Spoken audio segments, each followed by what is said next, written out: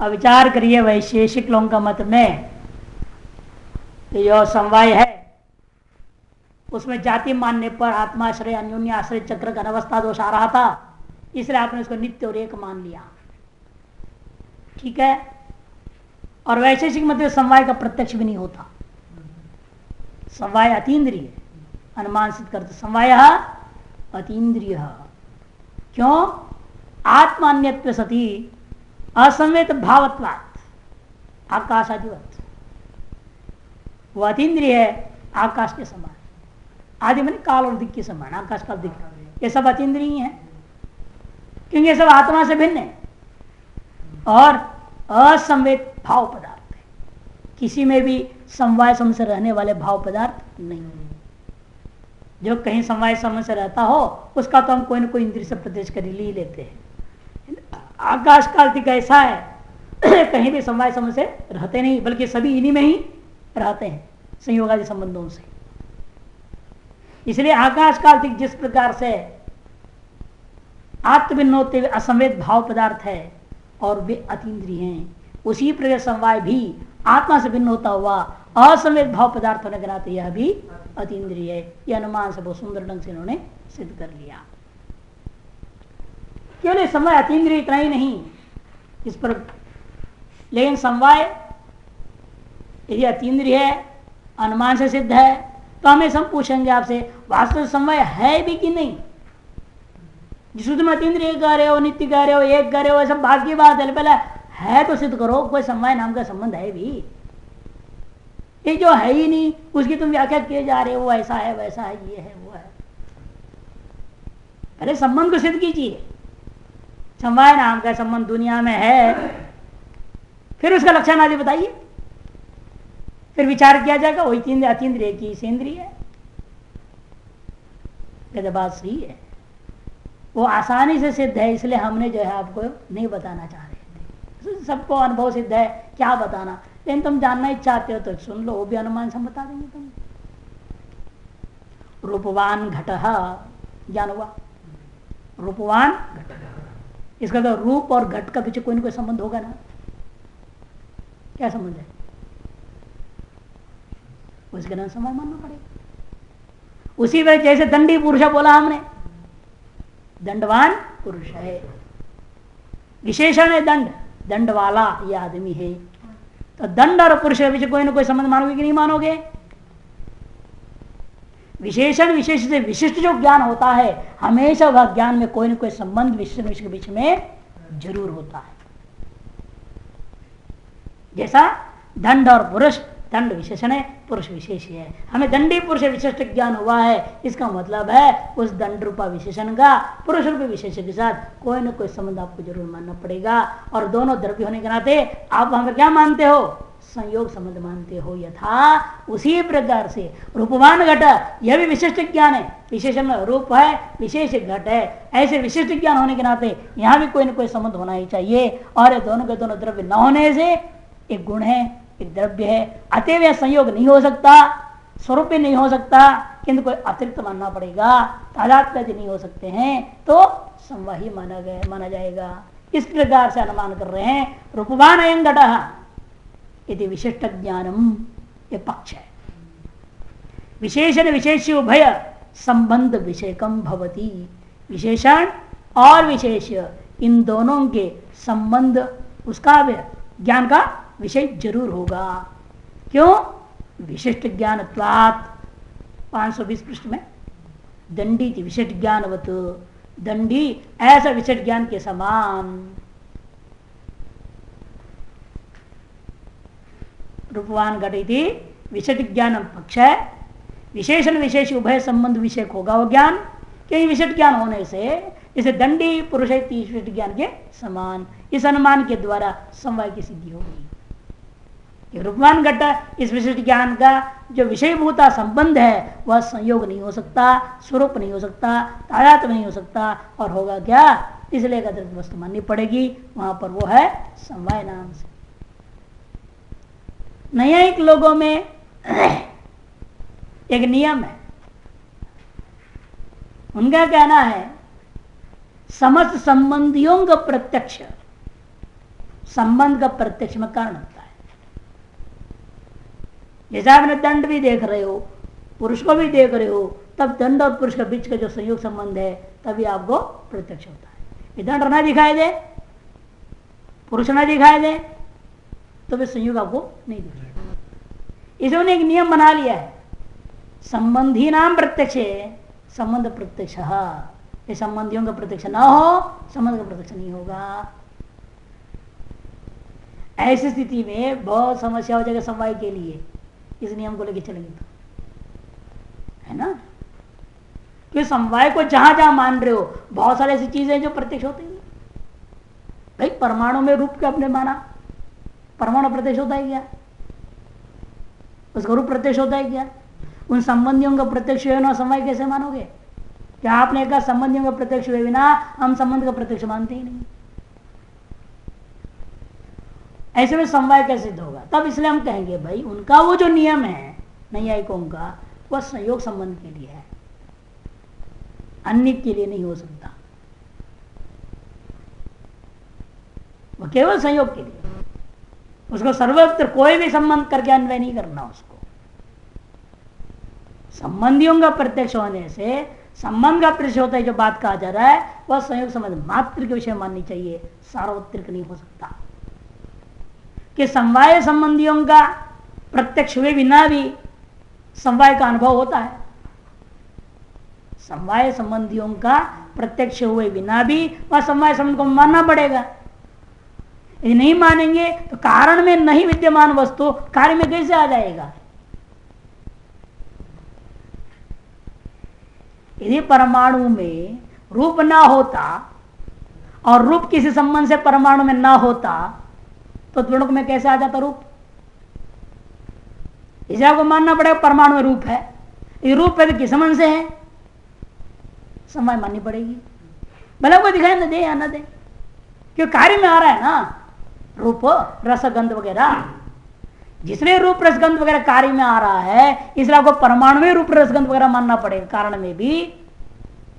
क्योंकि उन्हीं नैयायिकों कौन से पूछते भाई तुम्हारे यहां ही तो न्याय है, नियम है, कारण गुण पूर्वकानी कार्य गुणोकानी, कारणगत रूप गुणों के आधार पर ही कार्य में गुण उत्पत्ति होता है। इसे कारणगत गुण को कार्यगत गुण के प्रति असमय कारण अपने माना है कि नहीं माना?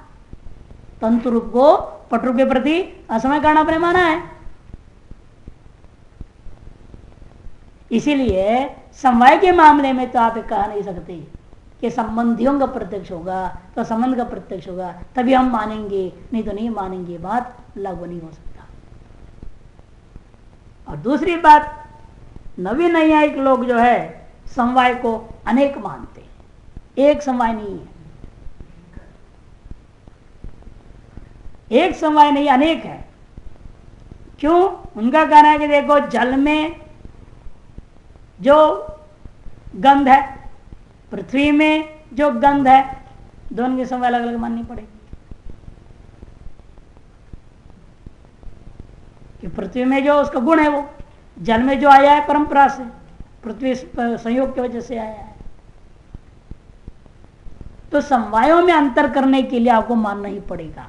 और एक ही द्रव्य में 14 गुण मानते हो, कहीं 11 गुण मान रहे हो, कहीं 9 गुण मान रहे हो, उन सकल गुणों के एक ही समवाय है क्या?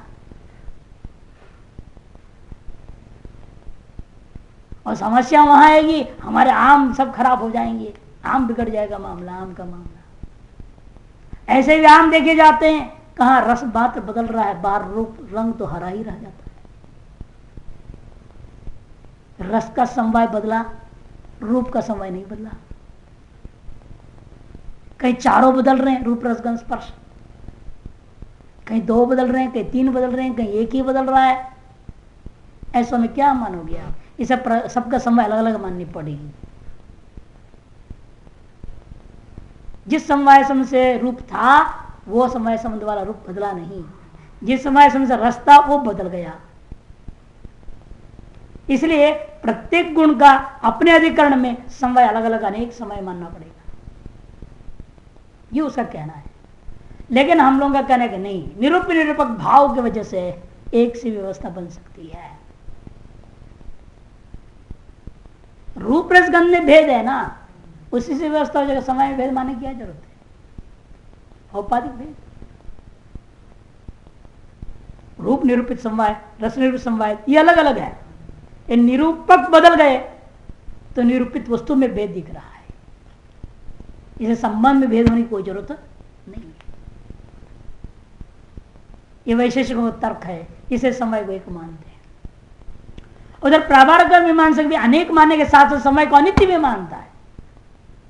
कहता है देखो, नीलो नष्ट रक्त उत्पन्न, काला घड़ा था, मिट्टी का, उसको नील घट बोलते हैं, आम घट भी बोलते हैं, कच्चा घड़ा, और उसको भट्टी में डाल दिया तो लाल घड़ा होकर निकल गया। उसका वो जो कालापन या नील पत्ता जो भी तो नष्ट हो गया और लाल पैदा हो गया। इसे नील निरूपित समवाय नष्ट हो गया और रक्त विशिष्ट समवाय उत्पन्न हो गया, ऐसा कहता है। वहां पर भी यही जवाब वैशेषिकों का है, भाई नील विशिष्ट समवाय नष्ट नहीं हुआ, नील नष्ट हुआ। रक्त विशिष्ट समवाय उत्पन्न नहीं हुआ, रक्त उत्पन्न हुआ। उपाधि को उत्पत्ति और विनाश को लेकर के उपहित को तुम क्यों उत्पत्ति और विनाश मान लेते हो भाई?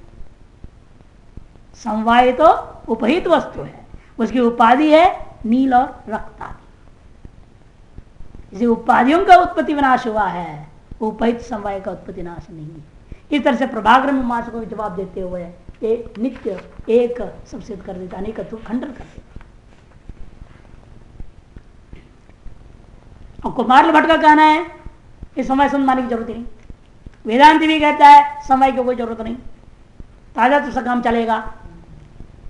गुण का द्रव्य में ताजा संबंध मान लो, क्योंकि कभी भी आपको द्रव्य से अलग करके गुण स्वतंत्र रूपेण पृथक मिलता है क्या? आपको कहा जाए वह कपड़े को वहीं छोड़ दो, कपड़े में जो पीला रंग वो ले आओ, कैसे लाओगे? जब पीला रंग लाना चाहो तो कपड़ा भी आ जाएगा, पीला रंग तो कपड़े में है। और कुमार भट्ट का कहना है भाई ताजा तुम्हें मानना ठीक नहीं, तदेव आत्मा से हो जाता, वो गड़बड़ है, स्वरूप संबंध मानो। वेदांती तादात्म्य में कहता है, कुमार भट्ट स्वरूप संबंध मानता है द्रवगुण आदियों के बीच में। तब इनका कहना है महाराज वैशेषिक कहता है बताओ गौरव दोष आ जाएगा आपके मत में। क्यों? क्योंकि हम आपसे पूछते हैं रूप का स्वरूप, रस का भी वही स्वरूप संबंध है ना, और स्वरूप क्या है? अधिकरण स्वरूप। स्वरूप का मतलब क्या है? जिस अधिकरण में रह रहा है वही स्वरूप, एक संबंध मान लिया आपने। अर्थात रूपाधिकरण आम है, रसाधिकरण भी आम ही है, गंधाधिकरण भी आम ही है, स्पर्शाधिकरण भी आम ही है। और इन चारों गुणों का उस आम के संबंध अपने का स्वरूप संबंध। आम का स्वरूप से अलग कोई चीज है ही नहीं। जब आम के स्वरूप से अलग नहीं है, एक ही स्वरूप संबंध है कि चार स्वरूप संबंध है? बोलो, एक ही स्वरूप संबंध है तो गड़बड़ हो जाएगा। रूप बदल गया तो सब बदलना चाहिए, बदलता नहीं। सब एक स्वरूप संबंध नहीं मानोगे, चार मानोगे। और एक ही आम का चार अलग अलग स्वरूप है क्या है? अरे कुमार लिबट थोड़ा सोचो। इसी तरह हम वेदांत से पूछेंगे अरे एक ही आम का चार तादात्म्य हो सकता है क्या? चार आत्मरूप हो सकता है क्या? वो जो है तदेव आत्मा मैंने स्वरूपम अस्य, इसी तादात्म्य वही है स्वरूप आत्मा जिसका, मैंने आम ही है स्वरूप आत्मा जिसका। ऐसे कौन है वो गुण? इसलिए गुण तादात्म्य समझ से रहेगा। द्रव्य में कहते हो, अब आप में भी तो रूप रस स्पर्श के लिए अलग अलग स्वरूप बन रहा है कि आत्मा बन रहा है वो? इसे स्वरूप संबंध कहो तादात्म्य संबंध कहो, शब्द में भेद है, इन समस्या वही है, गौरव दोष आएगा। एक ही स्वरूप एक ही तादात्म्य में सभी रहता है कहोगे, एक बदल कर सब गुण बदलना चाहिए, आपत्ति हो। एक नष्ट सारे गुण नष्ट हो जाना चाहिए, आपत्ति आएगी। फिर आत्मा में क्या होगा? आप वैसे सुख का अनुभव कर रहे हैं, वो सुख नष्ट हो गया तो सारे गुण नष्ट हो जाना चाहिए, फिर मुक्ति हो जाएगी, आपत्ति हो जाएगी। इसे गुणों का स्वरूप संबंध से मानना बिल्कुल गलत है। इसलिए अतिरिक्त समझ मान लो, एक स्वतंत्र वस्तु ही मान लो जो इसका नियामक बनते रहेगा, ताकि एक भी नष्ट हो जाए दूसरा बना रहे, कोई दिक्कत नहीं। उसके लिए हमें एक समवाय नाम का पृथक भाव पदार्थ मानना पड़ा, क्योंकि स्वरूप संबंध मानने में और आपका तादात्म्य संबंध आदि मानने में गौरव दोष होता है। और सबसे बड़ा चीज, हम वैशेषिकों में हो चाहे नैयायिकों में भी, पदजन्य प्रतीति विषयत्वम पदार्थत्वम कहा। अर्थात हमारी प्रतीति, हमारा जो संवित है, हमारा जो अनुभव है, यही संसार में पदार्थ भेद मानने के पीछे सबसे मजबूत प्रमाण है। जो अनुभव का विषय नहीं है, अतीन्द्रिय विषय है, उसमें भी हमें क्या करना है? हमें अनुमिति प्रमा, अनुमिति प्रमिति को लेना ही पड़ेगा। प्रत्यक्ष अनुभव अथवा अनुमान ज्ञान, और प्रत्यक्ष ज्ञान और अनुमान ज्ञान ही पदार्थ विवेचन के लिए मूल आधार है। और जो हमें प्रत्यक्ष अनुभूति होता है, अनुमान से जो हमें ज्ञान होता है, वह दो ही प्रकार से होता है, अस्ति और नास्ति। घटो अस्ति, घटो नास्ति। अस्ति करके जो अनुभव में आ रहा है वह विषय भाव है, नास्ति करके जो अनुभव होता है वह विषय अभाव है। अतएव सभी दर्शनों के वास्तव में बोलना चाहिए पदार्थो द्विविधा, भावो अभाव। और भाव चाहे 10 मान लो, 20 मान लो, जिसकी जैसी व्यवस्था, अभाव जितने चलते मान लो ना मानो, अपनी व्यवस्था अपने अपना लगा है। यहां संगति लग जाएगी, दो ही पदार्थ भाव और अभाव पास खत्म, यहां संगति सबकी बैठ जाएगी। इसे इनका क्या है, इन्होंने कहा भाव पदार्थ हमारे 6 है, और 6 पदार्थ विचार हो गया। द्रव्य गुण कर्म सामान्य विशेष समवाय, 6 भाव पदार्थ हम मानते हैं और अभाव 4 मानते हैं। ठीक है। इसी प्रकार से अन्य सभीयों के मत में भी अभाव मानते हैं सभी, कोई 4 नहीं मानते हैं, 2 मानता है, कोई 1 मानता है। माने जन अभावना का पदार्थ अलग, भावना का पदार्थ अलग। हर दर्शन को इस दृष्टिकोण से देखेंगे, आपको पता चलेगा इन भाव पदार्थ कितना मान रहा है, अभाव कितने मान रहा है, किस आधार पर मान रहा है। आप समन्वय कर सकते हैं सारी चीजें।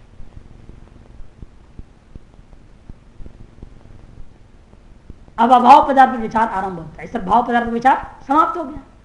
अब कहते हैं अभाव पदार्थ विचार इदानीं निषेध मुख प्रमाण गम्यो अभाव रूप सप्तो पदार्थ प्रतिपाद्यते है। विधि मुख प्रमाण गम्य भाव पदार्थ था, निषेध मुख प्रमाण गम्य अभाव रूप पदार्थ है। ये 7वां पदार्थ है, उसका निरूपण किया जा रहा है अर्थ के निरूपण के प्रसंग में। सच अभाव संक्षेप तो वह अभाव भी संक्षेप से 2 ही प्रकार का माना जाए, संसर्गा भाव अन्योन्य भाव। संसर्गा भावोपि त्रिविधा, और संसर्गा भाव 3 प्रकार का है, राग भाव, प्रध्वंसा भावो, अत्यंता भाव इति। इस तरह से कुल 4 प्रकार का हो गया, राग भाव, प्रध्वंसा भाव, अत्यंता भाव, अन्योन्य भाव। पहले 3 अभाव इसलिए संसर्ग भाव कहा जाता है, उन तीनों में अभाव और उसके अधिकरण के बीच में एक अलग संबंध मानना पड़ता है। और अन्योन्य भाव में क्या है, दोनों अनुयोगी प्रतियोगी के बीच में तादात्म्य संबंध होता है, पृथक कोई संबंध नहीं होता। उत्पत्ति है प्राक, कारणे कार्य से भाव प्राग भाव। कार्य की उत्पत्ति से पहले कारण में जो मैं कार्य का अभाव देखता हूं, उस अभाव का नाम प्राग भाव है। यथा तंतुषु पटाभाव। कहते हैं कैसा आपने निर्णय लिया, हम यहां पर प्रतीति क्या हो रही है, क्यों अनुभव आपको जरूरी है ना, ज्ञान जरूरी है, ज्ञान के आधार पर ही विषय को हम मानते, पदार्थ को मानते हैं। क्या ज्ञान हो रहा है, कहते यह तंतुषु पटो भविष्यति। क्या ज्ञान होगा, यह तंतुषु इदानीं पटो नास्ति किंतु पटो भविष्यति।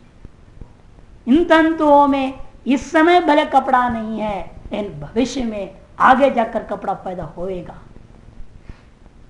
ऐसे जिन तंतुओं में हम वर्तमान काल में पटाभाव को देख रहा हूं और भविष्य में पटोत्पत्ति की संभावना देखता हूं, उन्हीं तंतुओं में पट का प्राग अभाव माना जाएगा। सच अनादि, और कब से है ये, अनादिकाल से। क्यों, अनादिकाल से अब तक उसमें कोई उत्पत्ति हुई नहीं, उत्पत्ति अभाव। अनादि इसलिए कह रहे हैं, यद्यपि अभी रुई पैदा ही हुआ है, कहते रुई का भी अभाव आपने कहां देखा था उसका बीज में? हम ये कहेंगे ना, आप रुई का भाव की बात कह रहे हैं, रुई तो पहले था नहीं, उधर भी पैदा हुआ, और उस रुई में आप बोल रहे हो धागा, धागे में कपड़ा, तंतु में कैसे अनादिकाल से आप कपड़े का भाव बोल रहे हो कि तंतु खुदा भी पैदा, उसका डेट ऑफ बर्थ मालूम है हमें, ठीक है नहीं, कंपनी में बना धागा। तब वो कहता है नहीं लोग भाई, कहने का अभिप्राय समझो, तंतु में अनादिकाल से कपड़े का भाव तात्पर्य है, ये तंतु भी अपने कारण में अनादिकाल से नहीं था, धागों में, और धागे भी रुई में, रुई भी अपने बीज में, वह बीज भी अनादिकाल से है। इसे अनादि तो उसके आधार पर कहा जाता है। तो अनादिकाल से अभी तक उस धागे में कपड़ा उत्पन्न नहीं हुआ है, जब तक उत्पन्न नहीं हुआ है तब तक उसे प्रागभाव मानेंगे। अतएव अनादि होते हुए भी यह अभाव का नाश हो जाता है। जिस क्षण उत्पन्न हो गया अभाव खत्म हो गई ना, अब अभाव कहां रह गया? अभाव नहीं रहा। इसलिए विनाशी च कार्य विनाश रूपत्व, कार्य जो उत्पन्न होना ही उस प्रागभाव का विनाश रूपता है, कार्य का उत्पन्न हो जाना ही उसका विनाश रूपता है। बिच्छुवत, बिच्छू जैसे होता है, बिच्छू का बच्चे पैदा होना ही मां का मृत्यु है।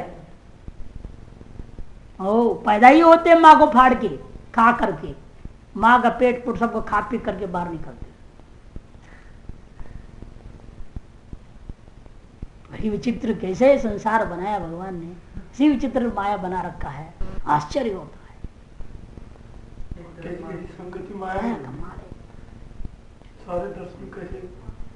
सबको दृष्टांत दे दिया भगवान ने माया में, सबको प्रकृति में दृष्टांत दे दिया है ना।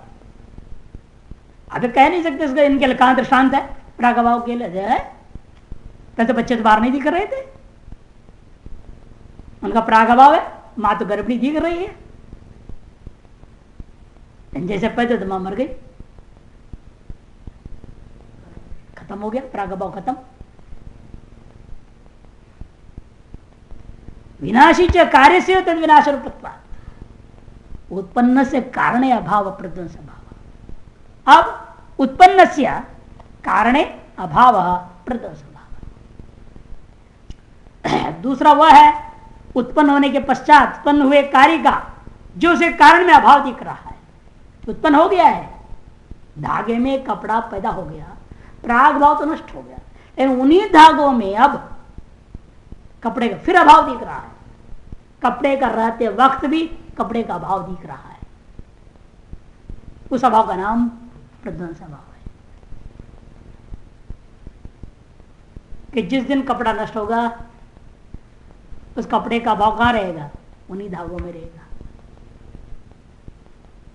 जिन धागों में कपड़े का पहले प्रागभाव देखा है आपने, उन्हीं धागों में कपड़े का प्रध्वंस भाव भी देखेंगे। एक कार्योत्पत्ति से पहले है, दूसरा कार्योत्पत्ति के पश्चात है। प्रध्वंस विनाश इतिवत, प्रध्वंस का दूसरा नाम है विनाश। यथा भगने घटे कपाल मालायाम घटा भाव, जैसे घट को आपने एक डंडा बजा दिया, टुकड़े टुकड़े टुकड़े टुकड़े हो गए, चारों तरफ बिखर गए। उन सारे जो टुकड़े हैं उनको कहते कपाल माला। कपाल माला टुकड़ों की एक माला बना दिया, सारा तो नहीं करने का। कपाल माला तो फैला हुआ दुनिया टुकड़े जो पड़े हुए हैं, उन टुकड़ों में ही घट का प्रध्वंस भाव देखा जाएगा। घटा भाव सच मुद्गर प्रहारादि जन्य आ गया ना। कैसे होता है प्रध्वंस भाव? मुद्गर प्रहार आदि से जन्य है। घट को लेकर मुद्गर प्रहार कर दिया और कपड़ा में मुद्गर प्रहार से थोड़े होएगा, वहां तो आग जला दो भस्म हो जाएगा कपड़ा। सच उत्पत्तिमान अपि, इस तरह से प्रध्वंस भाव क्या है? उत्पन्न तो हो गया, होने पर भी आगे दोबारा नष्ट होगा क्या? ध्वंस का ध्वंस नहीं होता। इसे कहते अविनाशी। नष्ट से कार्य से पुनरुत्पत्ति है कि नष्ट कार्य का पुनरुत्पत्ति होकर पुनर्नाश नहीं होता। इसीलिए जो है एक बार प्रध्वंस भाव हो जाए, दोबारा उसी का प्रध्वंस भाव नहीं हो सकता। त्रैकालिको अभाव अत्यंत अभाव। त्रैकालिक अभाव का नाम अत्यंत अभाव है। यथा वायु रूप अभाव, वायु में रूप का अभाव है, इसको अत्यंत अभाव कहते हैं। तीनों ही कालों में वायु में रूप नहीं माना गया है। आकाश में रूप अभाव है, ये शब्द शब्द अभाव नहीं बोल सकते हो, किंतु रूप अभाव बोल सकते हो, अत्यंत अभाव। अन्योन्य भाव वस्तु तादात्म्य प्रतियोगिता को अभाव है। अन्योन्य भाव क्या है? तादात्म्य प्रतियोगिता का भाव का नाम अन्योन्य भाव है। दृष्टांत यथा घट पटो न भवती, किसने कहा ये जो घट है पट नहीं है। इस घट का भेद जो आप पट में देख रहे हो, पट का भेद जो आप घट में देख रहे हो, उसी का नाम अन्योन्य भाव। परस्पर भेद को ग्रहण करना अन्योन्य भाव। अन्योन्य अन्य अन्य, यह वह एक दूसरे से अलग अलग हैं, ऐसे जानने के लिए जो अभाव घट में पट का जो अभाव देख रहे हो, पट में घट का जो अभाव देख रहे हो, उसी अभाव का नाम अन्योन्य भाव है। तदेवं अर्था व्याख्याता, इस प्रकार से पदार्थ अर्थ तत्व जो इनके यहाँ षोडश पदार्थों में अर्थ रूपी जो पदार्थ का विचार चल रहा था वह समाप्त हो जाता है। तादात्म्य प्रतियोगिता को अभाव जो है अन्योन्य भाव,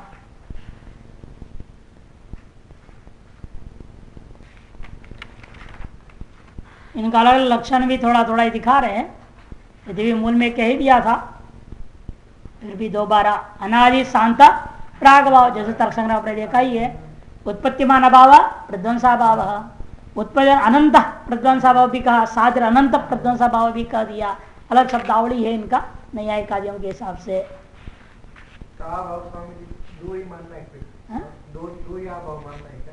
हाँ, संसर्ग भाव और अन्योन्य भाव मुख्य रूप दो ही है। और संसर्ग और आप कितने भेद करना चाहते हो, भेद कर लो। इन्होंने 3 कर दिया, किसी और भी करते हैं लोग, यहाँ 3 ही किया है। नित्य संसर्ग भाव अत्यंत भाव, नित्य होते हुए जो संसर्ग भाव है वो अत्यंत भाव कहा जाएगा। और त्रैकालिक संसर्ग आवचन प्रतियोगिता का भाव अत्यंत भाव, या आपने तर्क संग्रह में जैसे देखा, ये सब लक्षण अलग अलग अपने हिसाब से बन सकता है। उत्पत्ति विनाशवान अभाव, सामयिक अभाव, कुछ लोग सामयिक अभाव करके भी जो उत्पन्न भी हो विनाश भी हो। पहले वाला क्या है? उत्पन्न होता है विनाशी नहीं होता, प्रध्वंस भाव है कि नहीं। और उत्पन्न नहीं होता किंतु विनाशी है, प्राग भाव। और न उत्पन्न है न विनाशी है, दोनों ही नहीं है, वो अत्यंत भाव है। अन्योन्य भाव भी उत्पन्न विनाशी नहीं होता। और एक ऐसा भी अभाव मानना चाहिए जो उत्पन्न भी हो विनाश भी हो, जिसका नाम रख दिया है समयाभाव करके कुछ लोग कल्पना करते हैं, वो उचित नहीं है। यद्यपि जो समयाभाव उत्पत्ति विनाशवान अभाव कैसा दृष्टांत क्या दोगे आप वहां? जैसे घटाभाव है, घटाभाव देख रहे हो आप, घट के अभाव जो देखोगे यहां, वो त्रैकालिक अभाव तो बोल नहीं सकते आप, अत्यंत अभाव तो हो नहीं सकता, या नहीं? अत्यंत अभाव तो नहीं हो सकता यहां, क्यों? ये हम लाके घड़ा रख देंगे तो। इसलिए इस मेज पर जो आप घटाभाव देख रहे हो, और मेज घट का कारण भी नहीं है, कारण में प्राग भाव देखा जाता है, कारण में प्रध्वंस भाव को देखा जाता है, और यह मेज घट का कारण नहीं है, या नहीं? इसलिए मेज में जो घटाभाव देख रहा हूं, यह घटाभाव प्राग भाव भी नहीं हो सकता, प्रध्वंस भाव भी नहीं हो सकता, अत्यंत भाव भी नहीं हो सकता, अन्योन्य भाव मैं देख नहीं रहा हूं। घटपटो न नहीं बोला मैंने, है ना। और उनका घटा मेजो न नहीं बोल रहा हूं, कहते अस्मिन भूतले घटो नास्ति बोल रहा हूं। शब्दावली को देखते हुए मालूम होता है ये जो अभाव है ये चारों प्रकार से भिन्न है। और जब घट को रखा अभाव नष्ट हो गया, घट को हटा दिया अभाव उत्पन्न हो गया। इसलिए उत्पन्न विनाशशाली घटाभाव मानना पड़ेगा, एक समयाभाव नाम से इसको मानना चाहिए, ऐसे कहते हैं। लेकिन कहते नहीं, ये कोई जरूरी नहीं है। त्रैकालिक संसर्ग का भाव जो कहा जा रहा है वहां वो भी इसमें घट सकता है।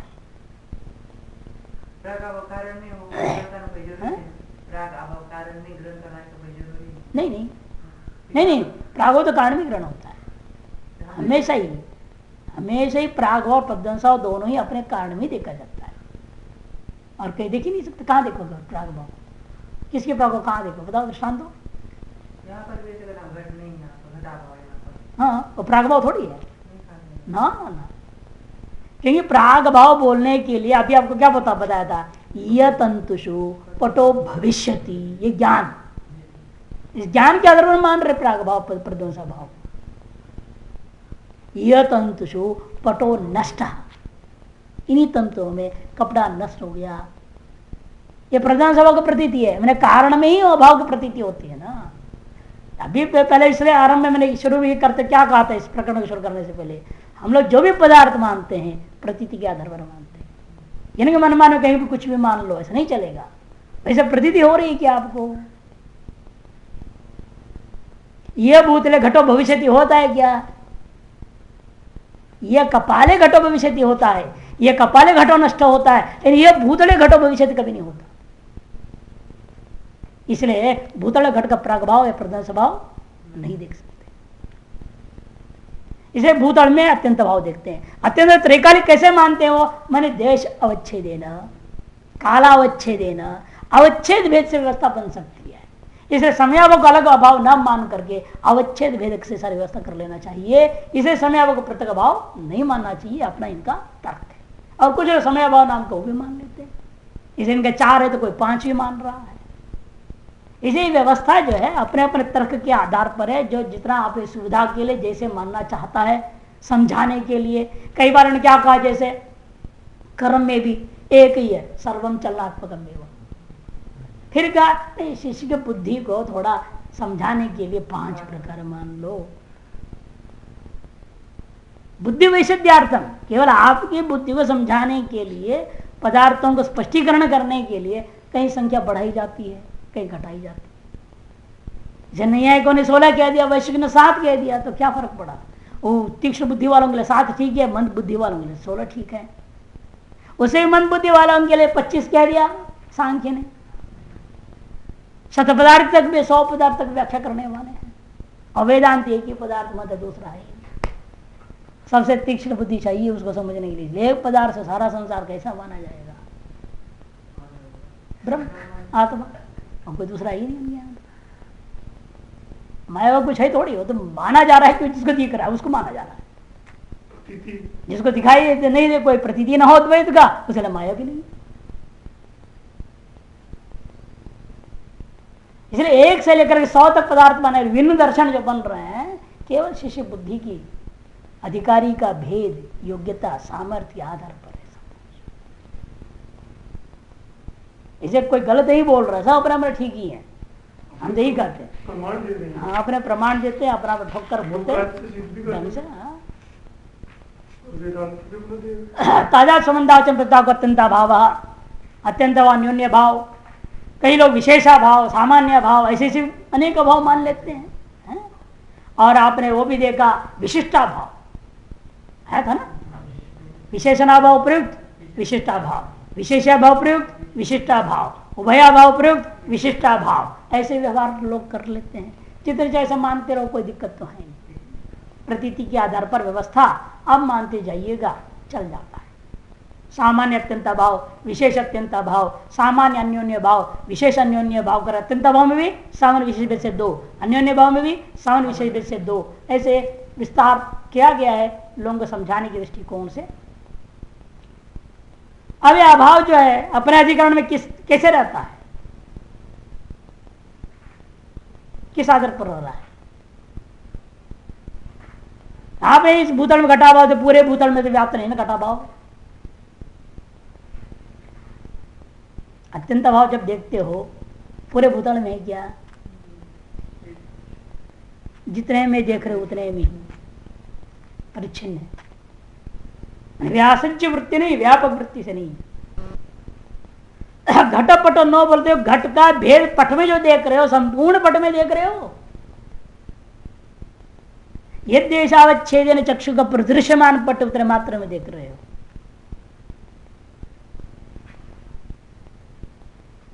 इसलिए अत्यंत अभाव और अन्योन्य भाव में विशेष विचार होता है कि ये जो दोनों अभावों के पुनः 2 भेद मानने पड़ते हैं। जिसे वायु में रूपा भाव देखोगे तो व्यास वृत्ति माने, कहीं भी वायु में रूप नहीं है। कहीं भी आकाश में रूप नहीं मिलेगा। इसे पूरे आकाश में रूप का अभाव व्याप्त होकर रह रहा है, पूरे वायु में रूप अभाव व्याप्त होकर रह रहा है, मानना पड़ेगा।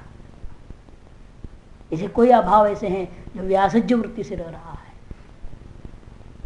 कोई अभाव ऐसे देश परिच्छेद नहीं रह रहा है, कहीं काल परिच्छेद नहीं रह रहा है। उसी को लेकर के व्यासज्य और अव्यासज्य वृत्ति को लेकर के अभाव की स्थिति का भेदों का वर्णन आएगा, कल देखेंगे।